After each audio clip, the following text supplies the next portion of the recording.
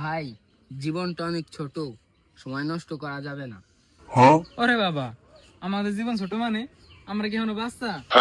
এতদিন ধরে লম্বার চেষ্টা করতেছিস, এখনকার জীবনটা ছোট। না না, ছোট মানে সময় তাড়াতাড়ি চলে যায়। তাহলে কি আমি ঘড়ি খেয়ে ফেলবো? সময় থেমে যাবে। আচ্ছা, সিরিয়াস কথা বলি, সফল হতে হলে সকালে তাড়াতাড়ি ঘুম থেকে উঠতে হবে।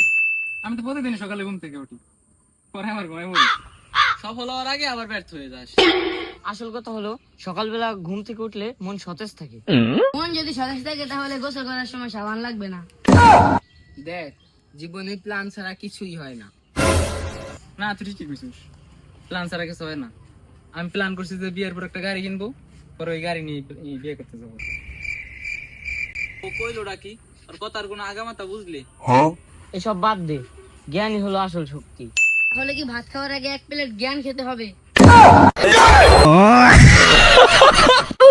আমি সিরিয়াস কইতাছি, আমার কথা তোরা একদিন মনে করবি। আমরা তো এখন তোর কথা মনে করতেছি, তুই তো সবসময় সিরিয়াস। গাইস, ভিডিওটা যদি ভালো লাগে থাকে তো সবাই রিপোর্ট মারি দিন। আরে বেটা, কি কস? রিপোর্ট না, রিপোস্ট।